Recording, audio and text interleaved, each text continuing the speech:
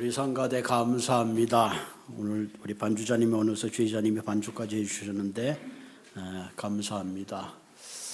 매주마다 귀한 찬양으로 봉사해주는 성가대 한 분 한 분 늘 하나님의 은혜 가운데 부여하기를 바랍니다. 우리 하나님 말씀 베드로후서 1장 1절에서부터 5절까지 이제 베드로전서 말씀이 끝났어요. 이제는 후서인데 1절에서부터 오늘이 4절까지니까요. 같이 한 목소리로 한번 읽으십시다. 시작. 예수 그리스도의 종이며 사도인 시몬 베드로는 우리 하나님과 구주 예수 그리스도의 의를 힘입어 동일하게 보배로운 믿음을 우리와 함께 받은 자들에게 편지하노니 하나님과 우리 주 예수를 알므로 은혜와 평강이 너희에게 더욱 많을지어다. 그의 신기한 능력으로 생명과 경건에 속한 모든 것을 우리에게 주셨으니 이는 자기의 영광과 덕으로서 우리를 부시는 일을 알므로 말미암음이라.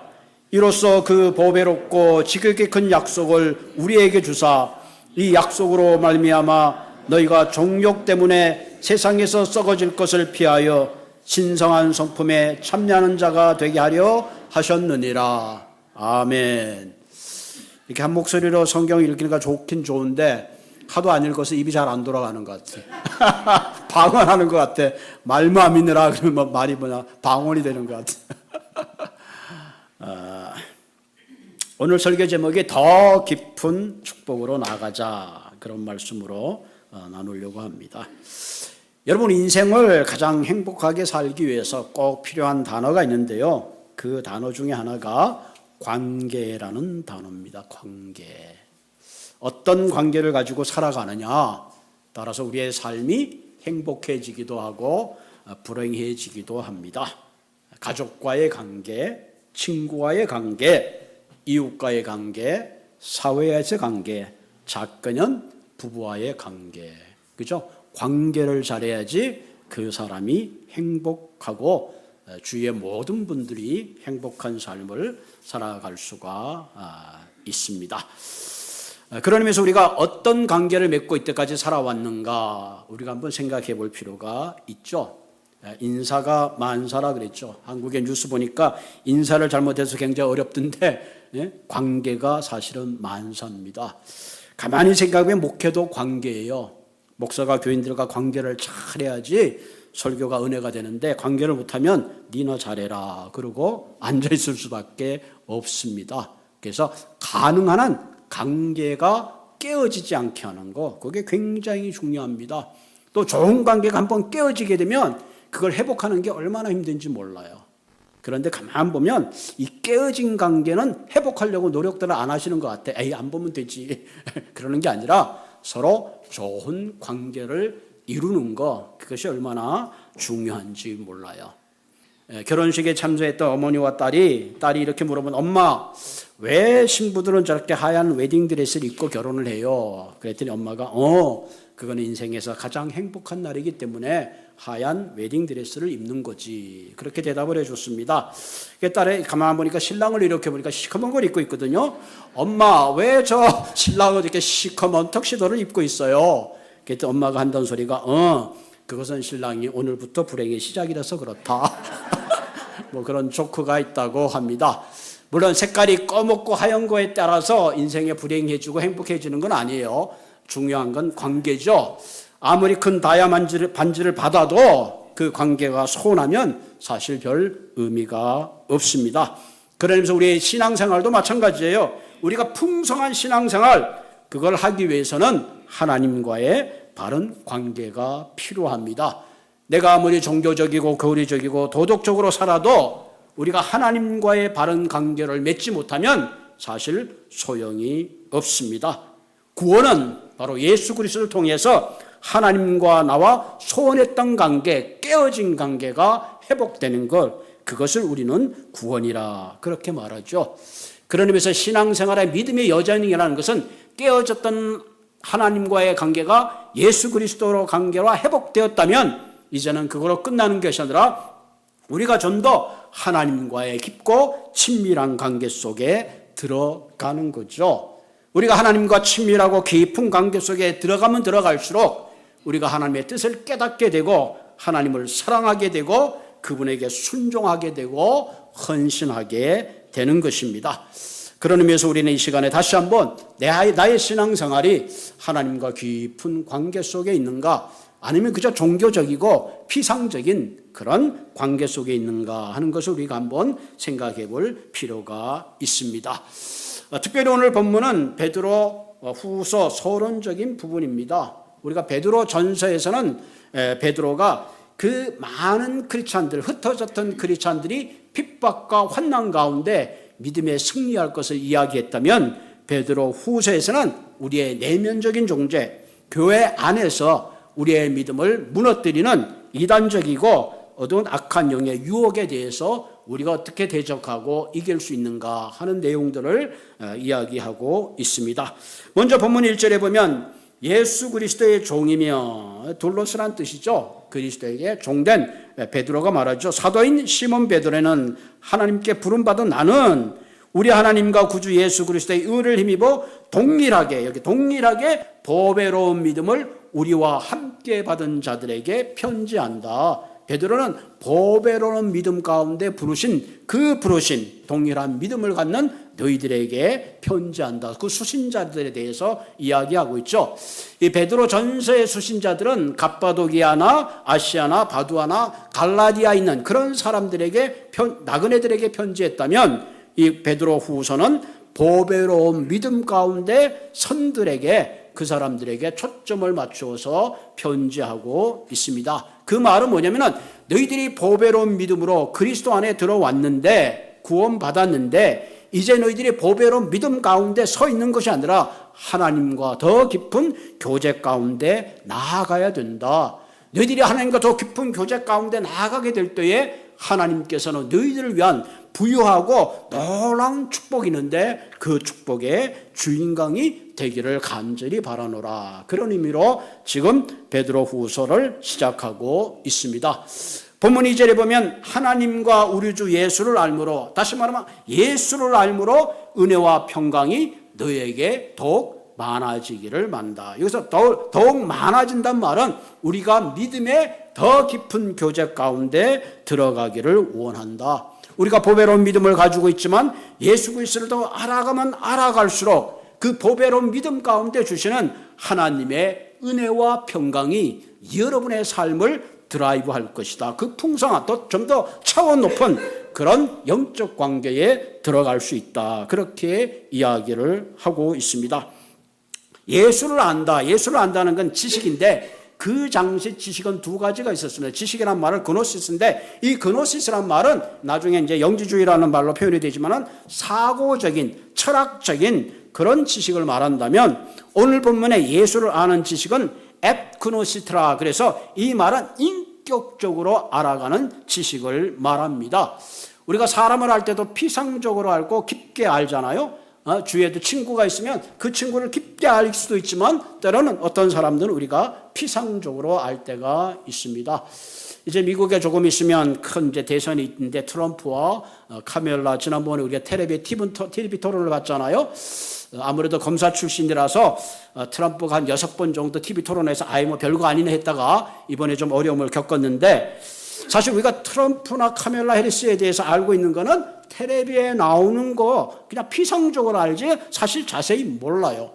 그러나 트럼프나 카멜라 해리스는 오히려 부인이나 남편이 그분들에 대해서 아마 더 잘 알 겁니다. 최근에 트럼프가 TV에 나와가지고 그 아이타 이민자들이 있는 그 스프링필드에 오하이오 있죠? 그 시골 동네에 뭐 반려동물을 잡아먹는다 그래가지고 사실 무근한 소리 때문에 거기에 많은 사람들이 어려움을 겪고 있다. 그런 소식을 여러분들이 알고 있습니다. 이 피상적으로 아는 것을 자기가 아는 것처럼 얘기했을 때 많은 사람들이 어려움을 겪게 되는 거죠. 우리가 하나님과 관계에도 마찬가지입니다. 우리가 하나님에 관해서 아는 것이 아니라 하나님에 대해서 우리는 깊게 알아야 됩니다. 내가 아는 성경적 지식으로 하나님을 아는 것이 아니라 나의 영적 경험을 통해서 하나님을 알아가는 것이 대단히 중요합니다. 성경에 보면 바리새인들이 있는데요, 이 사람은 성경적 지식이 뛰어났어요. 기도도 하고 정기적으로 기도도 하고 늘 말씀을 가까이 있었는데, 그러나 그들은 하나님에 대해서는 잘 알았고 성경에 대해서는 잘 알았지만 하나님과의 인격적 관계에서 실패하고 말았습니다. 그래서 만군의 하나님의 아들인 예수 그리스도가 왔을 때에 그들은 그것을 인정할 수 없었고 받아들일 수가 없었습니다.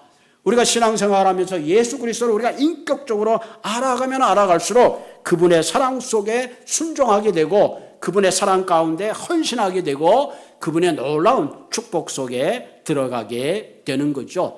어떤 의미에서 저와 여러분들이 이미 이 시간에 앉아있다는 그 자체가 보배로는 믿음 가운데 속한 자들이죠. 그럼 우리가 하나님이 나를 구원했다면 이거 하나님과의 그 더 깊은 관계 속에 들어가야 되는데 우리가 하나님과의 깊은 관계 속에 들어갔을 때에 하나님은 우리에게 어떤 축복과 어떤 부요함을 준비하고 있는가 오늘 본문을 통해서 한 세 가지 나누어 보려고 합니다. 첫째로 우리가 하나님과의 깊은 관계 속에 들어갔을 때 우리에게 주시는 가장 중요한 것은 신기한 능력 속에 들어간다는 거예요. 오늘 본문 3절을 보면 그의 신기한 능력으로 생명과 경건에 속한 모든 것을 우리에게 주셨으니 이는 자기의 영광과 덕으로 우리를 부르신 이를 알므로 말미암이니라. 우리를 부르신 예수 그리스도를 알면 알수록 그분의 신기한 능력 속에 참 생명과 경건에 속한 모든 것들을 누리게 한다. 그런 얘기죠. 이 신기한 능력이라는 것은 디바인 파워인데 이 디바인 파워는 세상이 주는 능력과 다른 거죠. 초월적인 능력입니다. 신적 능력입니다. 그 안에 참 신적 생명과 그리스도 안에 있는 거룩한 것들을 우리가 덧입을 수 있다, 누릴 수 있다, 그렇게 이야기하고 있습니다. 여러분, 우리가 주님 앞에 구원받는 것은 예수 그리스도의 보배로운 십자가의 믿음을 통해서 우리가 하나님의 자녀가 되었습니다. 그러나 우리가 참 생명으로 거듭났는데 그 안에 우리의 참 생명의 능력을 발휘하고 거룩함으로 살아가기 위해서는 우리의 힘과 능력으로 되는 것이 아니라 그리스도의 신기한 능력 속에 반드시 연결되어 있어야 하는 거예요. 때때로 우리가 찬양을 하고 예배를 드리고 기도해도 우리의 기도에 응답이 없고 찬양의 기쁨이 없는 이유는 그리스도의 신기한 능력으로부터 우리가 멀어져 있기 때문에 그렇습니다. 여러분, 요한복음 15장 5절을 보면 나는 포도나무요 너희는 가지니 저가 내 안에 내가 저 안에 있으면 이 사람은 과실을 많이 맺나니 나를 떠나서는 너희가 아무것도 할 수 없음이니라. 너무나 아주 기초적이지만 가장 본질적인 이야기를 하고 있습니다. 여러분, 포도나무의 가지가 어느 날 열매가 주렁주렁 맺혀가지고 야 나무가 싫다 떠난다고 그 가지가 떨어지는 순간에 잠시 파랗게 되고 잠시 열매가 있을 수 있지만 태양이 쪼이게 되면 금방 열매도 말라버리고 모든 것들이 시들어버리고 마는 것입니다. 그러나 가지가 나무에 붙어 있으면 그 나무를 통해서 많은 영양을 공급받고 아름다운 열매를 자연스럽게 맺어가는 겁니다. 이것이 그리스도인의 원리예요. 우리의 삶이 그리스도와 연결되었으면 그 신기한 능력이 우리의 삶 속에 메말랐던 우리 인생에 부유함을 주시고 우리의 삶 속에 척박했던 우리의 삶 속에 진정한 시냇가에 심은 나무가 시절을 쫓아 가시를 맺는 진정한 만족의 삶을 주님이 허락해 주신다는 사실입니다. 만약에 여러분들이 한국에 옛날에 63층 빌딩이 높았다 그랬는데 요즘 한국에는 몇 층이 제일 높습니까? 한국에 제일 높은 게 고층 건물이 몇 층이에요? 예? 몰라요? 아무도 몰라요? 어쨌든 지금 생각나는 거 63층밖에 생각이 안 나니까 엘리베이터를 딱 눌러서 딱 엘리베이터 타고 올라가는데 갑자기 터덜컹 이 중간에 멈췄어요. 그럼 어떻게 돼요? 어이, 큰일 났네 이거. 패닉 현상이 나타나겠죠? 그럼 어떤 사람은 난리가 나겠죠. 이거 어떡하지? 마음에 두려움이 찾아오고, 그러면 어떤 사람들은 기도하는 사람도 있고, 여러 가지가 있겠죠. 문을 열라고 하는 사람도 있고, 난리를 치겠죠. 그 고층으로 올라가던 엘리베이터가 멈췄을 때 할 수 있는 가장 최선의 방법이 뭘까요? 문을 두드리고 소리를 치고 난리를 치는 게 최선의 방법일까요? 뭐가 최선의 방법이에요? 엘리베이터에 있는 레드 전화, 색깔이 레드인지 뭔지 모르지만 그 전화기를 딱 잡고 야 이거 우리가 지금 큰일 났다 갇혔다 라고 이야기하면 그 전화기는 어디로 연결되었어요? 시큐리티로 연결돼서 그 전화를 받고 수리공이 오든지 빨리 와서 그 문을 열어서 안전하게 해준다는 사실입니다. 다시 말하면 뭐예요? 우리가 생각지 못한 문제와 사방의 우겨땀을 상하고 생각지 않은 어려움을 만났을 때 가장 중요한 게 뭐예요? 그리스도에게 픽업 더 폰, 전화로, 다시 말하면 주님께 기도하는 겁니다. 때때로 우리의 전화는 비지합니다. 통화가 안 될 때도 있어요. 때때로는 잘못 걸린 전화도 있지만 우리의 삶 속에 어려움이 있을 때에 기도할 때 하나님의 신기한 능력이 그때 우리 속에 개입하신다는 사실입니다. 아멘. 그러면서 그리스도의 신기한 능력 가운데 붙잡히기 위해서는 우리가 끊임없는 그리스도와의 기도의 채널과 연결되어 있어야 합니다. 성경에 보면 우리가 누리지 못한 모든 것들은 구하지 못해서 그렇다. 구하지 못해서 그렇다. 여러분, 우리의 삶 속에 기도의 삶이 그리스도의 신기한 능력을 내 삶으로 가지고 오는 가장 중요한 통로가 된다는 사실을 잊어버리시기 마시기를 바랍니다. 아멘. 어떤 일들은 내가 하기에 굉장히 힘든 일이에요. 도저히 불가능할 것 같아요.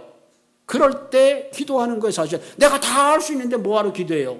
내 힘으로 내 지식으로 과학적으로 할 수 없는 불가능이 있을 때에 불가능을 가능케 하시는 신기한 능력을 의지하면서 기도할 때에 내가 해결하지 못했던, 도저히 상상하지 못했던 그런 일들이 수없이 해결된다는 사실을 여러분들은 기억하시기를 바랍니다. 보배로운 믿음 가운데 있는 우리는 하나님의 신기한 능력을 통해서 우리에게 참 생명을 주시고 거룩함을 주시고 더 나아가서 우리의 삶의 모든 문제를 해결해 주신다는 사실을 기억하시기를 바랍니다. 두 번째, 우리가 그리스도 안에 깊은 교제 가운데 들어가게 될 때에 하나님이 우리에게 주시는 축복은 위대한 약속의 성취를 이루어 주십니다. 본문 4절에 보면 이로써 그 보배롭고 지극히 큰 약속을 우리에게 주사 이 약속으로 말미암아 너희가 정욕 때문에 세상에서 썩어질 것을 피하여 신성한 성품에 참여하는 자가 되게 하려 하셨느니라. 오늘 본문에 보면 그냥 약속이 아니라 큰 약속, 큰 약속. 여러분, 성경에는 무려 신구약에 하나님께서 우리에게 한 약속이 무려 7,000가지가 있다는 거죠. 그 가운데 하나님께서 인류를 구원하시겠다는 약속, 심지어는 우리의 기도에 응답하시겠다는 약속, 심지어는 주님께서 부활하시면서 내가 보혜사 성령을 너에게 보내주겠다는 약속, 심지어는 내가 천국에 가서 모든 것이 준비되면 내가 너희를 데리고 가겠다는 약속, 그리고 우리가 죽은 다음에 흙으로 끝나는 것이 아니라 너희들이 부활할 것이라는 약속. 수많은 약속 가운데 이미 이루어진 약속도 있고 앞으로 또 성취될 약속들도 있습니다.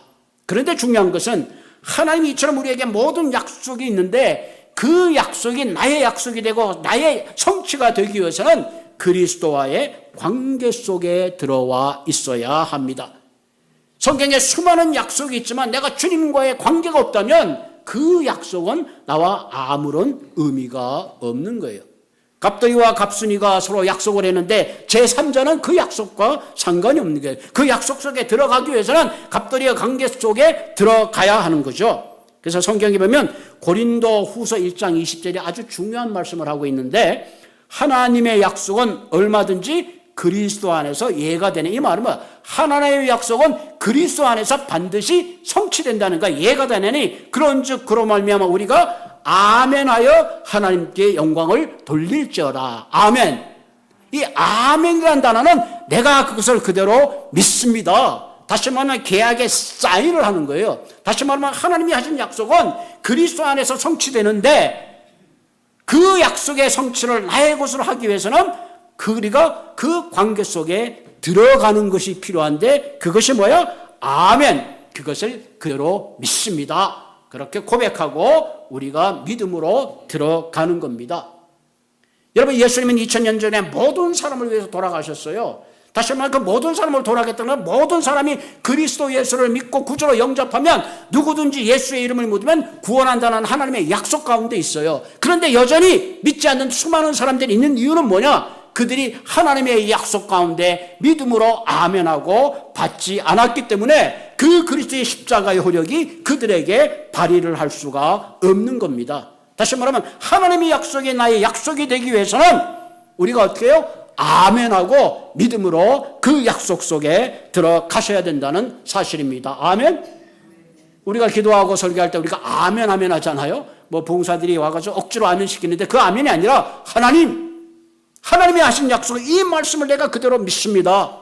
천지가 변할지라도 하나님이 하신 약속은 그대로 될 줄로 내가 믿습니다. 자기의 신앙을 고백하는 거예요. 많은 사람들이 힘들게 사는 이유는 환경적인 이유가 아니라 사실은 하나님의 약속에 아멘하고 불신앙하기 때문에 그렇습니다. 여러분, 하나님은 당신 자신을 죽기까지 나를 위해서 생명을 주신 분이 어찌하여 우리의 요구에 그분이 응답하지 않겠습니까? 중요한 것은 우리가 구하지 아니한 거고 하나님의 약속에 아멘하고 믿음으로 응답하지 않았기 때문에 그렇다는 이유입니다. 그렇기 때문에 사랑하는 성도 여러분, 오늘 이 순간부터 하나님의 말씀에 대해서, 약속에 대해서, 하나님 이 약속이 나를 위한 약속인지를 내가 믿습니다. 하나님 아브라함과 이삭과 야곱에게 하신 약속, 그것은 야곱에게 한 약속이 아니라 그 약속의 성취가 내게도 이루어질 줄로 믿습니다. 아멘하는 그런 여러분들이 되시기를 바랍니다. 말씀을 읽을 때마다 이 말씀이 진짜인가 가짜인가 그걸 생각하는 것이 아니라 어떤 말씀이든지 하나님의 이 말씀을 내가 그대로 믿고 나가시는 그런 분이 되시기를 바랍니다. 내가 말씀을 믿고 내가 말씀을 믿고 행할 때에 우리의 기적과 역사는 일어나는 거예요. 이스라엘 백성들이 요단강을 건널 때에 제사장과 앞에 있는 사람들이 요단강 물이 넘쳐 흐를 때 발을 옮겨 놓을 때 요단강 물이 멈췄습니다. 마찬가지로 우리의 신앙도 마찬가지예요. 우리가 신앙으로 한 발자국 옮겨 놓으면 그때 하나님이 역사하기 시작하는 줄로 믿습니다. 세 번째로 우리가 보배로운 믿음을 가지고 주님 앞에 한 걸음 더 나아가게 될 때에 주님이 우리를 향한 축복은 신의 성품에 참여하게 된다. 신적 능력을 경험하게 되고 하나님의 약속의 성취를 누리게 되며 더 나아가서는 신성한 성품에 참여한다. 굉장히 중요한 얘기를 하고 있는데, 여러분 오늘 본문에 두 가지 성품이 나옵니다. 하나는 정욕 때문에 세상에 썩어질 성품이다. 세상에서 썩어질 것을 피한다는 거죠. 썩어지는 성품이 있고 또 하나는 뭐예요? 신성한 성품. 여기서 신성한 성품이란 뭐예요? 그리스도의 성품. 그리스도의 성품. 여러분 우리는요 사실 신성한 성품이 없습니다. 인간은 태어날 때부터 악한 성품을 가지고 태어났어요. 그 세상에 착한 사람은 하나도 없대죠. 다 착한 척 하는 사람은 많아요. 우리 안에는 본질적으로 이 신성한 성품이 없어요. 그래서 그냥 가십하기를 원하고 누가 잘 되면 그냥 배가 살살 아프고 뭔가 치열업하기보다는 뭔가 불평하고 원망하는 것이 우리가 본성이에요. 그런데 우리가 보배로운 믿음 가운데 우리가 그리스도 안에 더 진정한 깊은 교제로 들어가게 될 때에 우리는 그리스도의 신성한 성품을 담게 되는 거예요. 내가 그리스도와 기저가 깊어지면 깊어질수록 내 안에 그리스도의 성품을 담게 되는데 그것은 내가 노력한다고 되는 것이 아니라 내가 성령님 앞에 주님 앞에 내 자아를 내려놓고 하나님 나는 원래 좋은 사람이 아닙니다. 하나님 나를 만져주십시오. 나를 회복시켜 주십시오. 내 안에 그리스도 성품으로 채워달라고 내가 주님 앞에 엎드리고 내가 주님의 성품 앞에 참여할 때에 우리의 심령 속에 조금씩 변화가 생겨가는 겁니다. 내가 어느 날 구원받고 예수를 믿었다고 내 성품이 확 변하는 거 아니에요. 여러분 사람의 성품이 바뀌는 게 얼마나 어려운지 몰라요. 평생 동안 바뀌어가는 것이 그리스도의 성품입니다. 오늘 에베소서 4장 2절에 보면 너희는 욕심을 따라 썩어져가는 구습을 따르는 옛사람을 벗어버리고, 옛사람이 뭐예요? 세상을 향한 그런 마음들이죠. 욕심의 마음, 정욕의 마음입니다. 벗어버리고 오직 너희 심령이 살아있게 되어 하나님을 따라 의와 진리의 거룩함으로 지으신 새 사람을 입으라. 의와 진리와 거룩함의 새 사람을 입으라. 이건 뭐예요? 성령의 열매를 통해서 우리가 그리스도 안에서 입게 되는 옷들입니다. 여러분들 우리가 노력한다고 의와 진리와 거룩한 옷을 입을 수가 없습니다. 우리가 온전히 하나님 앞에 순종하고 그분의 말씀을 신뢰하고 그분의 말씀 가운데 들어갔을 때에 성령이 우리에게 주시는 약속이 뭐냐? 신의 성품에 참여할 수 있는 우리의 심령을 변화시켜 주시고 생각을 변화시켜 주시고 우리로 새로운 사람이 되게 하여 주신다는 사실입니다. 여러분, 세계적인 부흥사였던 전도자였던 우리 빌리 그레엄 목사님은 지금도 많은 사람들의 존경을 받고 있는데 그분의 이름이 루스입니다. 루스 그레엄 사모님이신데 이분이 그 남편과 64년 동안 함께 살으셨대요. 쉽지 않은 거죠. 그럼 64년의 생활 동안 빌리 그레엄께서 출줄했던 목사님이시니까 결혼 생활에 늘 행복하고 좋은 날만 있었느냐? 제가 볼 때는 아마 이분도 완벽한 사람이 아니니까 분명히 가정에 문제가 아마 다른 사람에 비해서는 조금이겠지만 뭔가 그래도 마찰이 아마 있었을 겁니다. 그런데 이 사모님이 늘 하는 말이 있어요. 당신이 어떻게 64년의 결혼 생활을 잘 할 수 있었습니까? 이때 이분이 이렇게 고백했다고 합니다. 빌리를 바꾸는 것은 하나님의 일이다. 나는 다만 그를 사랑할 뿐이다. 아멘. 여러분, 남편이나 부인이나 바꾸려고 하지 마십시오. 사랑하십시오. 사람을 바꾸는 건 내가 바꾸는 게 아니라 뭐예요? 그 안에 그리스도와 깊은 교제 가운데 들어가면 성령이 우리의 성품을 바꾸어 주세요. 분노가 있던 사람, 미움이 있던 사람, 이기적인 사람이 그리스도를 만나면 만날수록 주님이 나를 위해 돌아가셨구나. 내가 소유한 게 다 주님의 것이구나. 내가 나만 사는 것은 내 우수를 베풀어야 되겠구나. 인간의 심성이 변화되고 생각이 변화되는 거예요. 내가 분노함으로 아무 문제도 해결되지 않는구나. 내가 그리스도 안에서 그 주님께서 나를 위해서 참아주셨는데 나도 참아야지. 그 삶의 인격 속에 우리의 인생이 점점 변화되는 줄로 믿습니다. 아멘.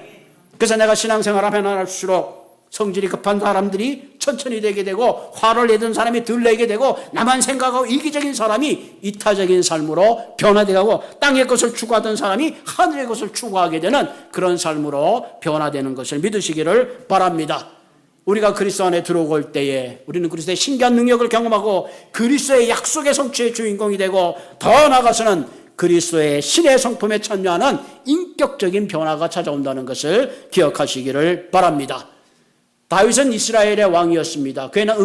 그에게는 많은 명예가 있었고 그런 많은 소유가 있었고 많은 자랑거리가 있었어요.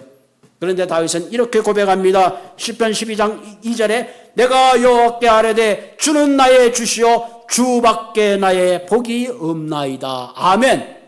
따라합시다. 주밖에 나의 복이 없나이다. 이 뭐예요? 주님만이 나의 자랑이고 주님이 나의 전부고 주님이 나의 영광입니다. 이런 고백을 하는 거예요. 이 고백을 할 때 하나님이 얼마나 기뻐하겠어요. 주님만이 나의 가장 큰 복입니다. 사랑하는 성도 여러분, 하나님께서 저와 여러분들을 보배로 믿음 가운데 자녀로 부르셨다면 이제부터는 주님을 아는, 주님의 가나에서 아는 것이 아니라 주님에 대해서 좀 더 깊게 교제하시는 한 분 한 분 되시기를 바랍니다. 그래서 참 생명, 참 거룩함, 참 주님의 약속을 성취하며 우리의 심령 가운데 그리스도의 아름다운 모습을 담아내는 그런 풍성한 삶 가운데 들어가시기를 주님의 이름으로 축원을 드립니다. 같이 기도하겠습니다.